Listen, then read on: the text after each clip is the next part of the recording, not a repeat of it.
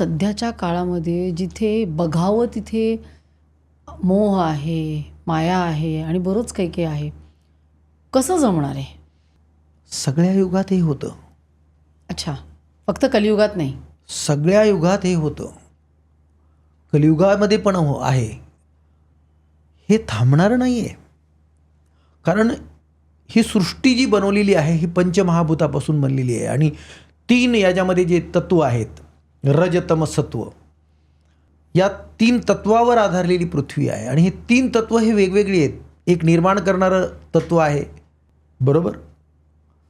एक ज्याला चालवणारं तत्व आपण असं म्हणतो, आणि दुसरं नष्ट करणारं तत्व आहे. हे तिघंही वेगवेगळे आपसामध्ये यांचा एकमेकांचा हाडवैरे असं म्हटलं तर हरकत नाही.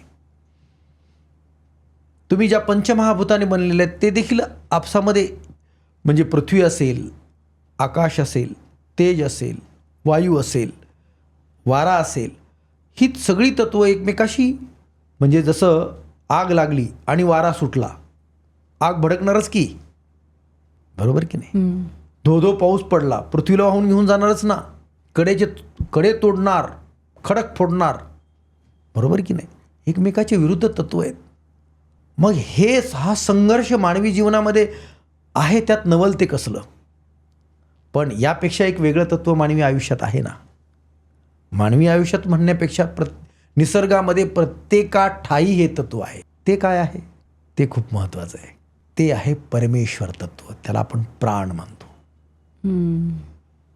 भगवंतानं आपल्याला हे 14 इंद्रिय जरी दिली असेल तर प्राण नावाचं एक असं तत्व आहे की जो भगवंत त्या स्वरूपामध्ये आपल्या ठाई स्थिर असतो आणि तो क्षणाक्षणाला आपल्या कृतीकडं त्रयस्थ पद्धतीनं पाहत असतो.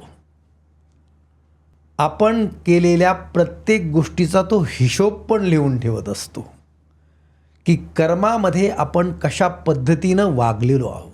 चांगलं कर्म केलं तरी त्याचं फळ आहे, वाईट कर्म केलं तरी त्याचं फळ आहे. गीता आपल्याला तेच सांगते की तुम्ही चांगलं केलं त्याचं फळ भोगावं लागणार आहे, तुम्ही वाईट केलं त्याचंही फळ भोगावं लागणार आहे. फरक एवढाच आहे, चांगलं केल्याचं चांगलं फळ मिळणार आहे, वाईट केल्याचं वाईट फळ मिळणार आहे. मग इथे ज्ञानेश्वर वेगळे दिसतात. इथे ज्ञानेश्वरांनी निर्माण केलेला वारकरी संप्रदाय हा जगातील सगळ्या तत्त्वज्ञानापेक्षा वेगळं तत्त्व सांगतो आणि ते आहे निष्काम कर्मयोग. की हे भगवंता, मला आजचा दिवस तू दाखवला, तुझ्याप्रती मी अत्यंत कृतज्ञ आहे. मी माझ्या कामाला चाललेलो आहे, ते काम मी मनोभावे करेल. माझ्या कामामध्ये मी भगवंत आहे असं मानेन, भगवंत स्वरूपच काम आहे असं स्मरून ते काम करेल. त्यातून मला काय मिळतंय याकडं मात्र मी दुर्लक्ष करेल. जे माझ्या नशिबानं प्रारब्धानं जे असेल मला मिळालं असेल ते मिळेल, अशी कामाप्रती असलेली निष्ठा हे वारकरी संप्रदायाचं मुख्य तत्वज्ञान आहे. कर्मण्येवाधिकारस्ते मा फलेषु कदाचन.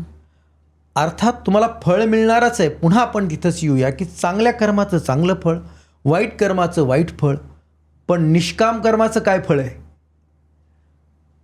भगवंत इथं फळ देऊच शकत नाही, इथं फक्त प्रेमच देऊ शकतो तुम्हाला. केवढं मोठं, आणि हे केवढं मोठं मिळतंय, परंतु त्याकडं आपलं लक्ष नसतं. हा संस्काराचा भाग आहे. हेच तर अष्टांग योग साधनेमधून आपल्याला शिकायचं आहे.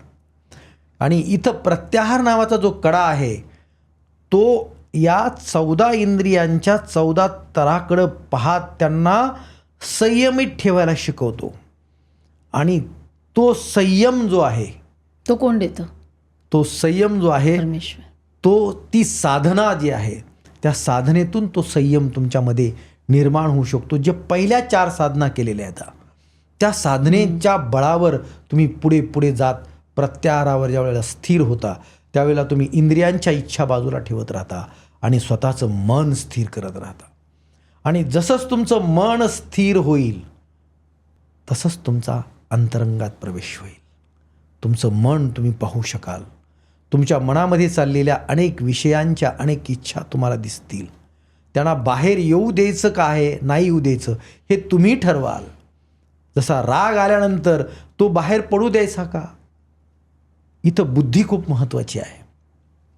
माऊली हरिपाठामध्ये बुद्धीच्या बाबतीमध्ये किंवा ज्ञानयोगाच्या बाबतीत देखील ज्ञानाची साधना करत असताना, ज्ञानाची उपासना करत असताना किंवा ज्ञानेश्वरीमधील दुसऱ्या अध्यायावर ज्ञानेश्वरीवर बोलत असताना ज्ञान हा विषय माऊलींचा अत्यंत प्रिय विषय. मग बुद्धीचे वैभव अन्य नाही दुजे, एक केशवराजे सकळ सिद्धी. बुद्धी सारखं दुसरं वैभव भगवंतानी आम्हाला दिलेलं नाही आहे. त्याचा वापर आम्ही या ठिकाणी करतो की या कड्यावर उभा असताना बुद्धीला सदैव जागृत ठेवतो. सर्व प्राण्यामध्ये 4 गोष्टी आपल्याला पाहायला दिसतात, मिळतात. भूक असेल, त्याच्यानंतर निद्रा असेल, त्याच्यानंतर मैथून असेल. भूक, निद्रा, त्याच्यानंतर मैथून आणि आणखी एक आहे. अशा 4 गोष्टी ज्या आहेत त्या सगळ्या प्राण्यामध्ये पाहायला मिळतात. भूतलावर त्या सगळ्या गोष्टीमध्ये पाहायला मिळतात. पण विवेक हा माणसामध्ये जास्त पाहायला मिळतो. सतसत विवेक जो आहे तो इथं तुम्हाला प्रत्याहाराच्या ठिकाणी तुमचा पाठीमागच्या 4 साधनांच्या मधून तुम्ही जागृत करता आणि प्रत्याहाराचा कडा हा एकदम जो तीक्ष्ण आहे त्या कड्यावरून हा साधक पुढे उडी मारतो आणि अंतरंगामध्ये प्रवेश करतो. तर हे आपण बोललो बहिरंगांबद्दल 5.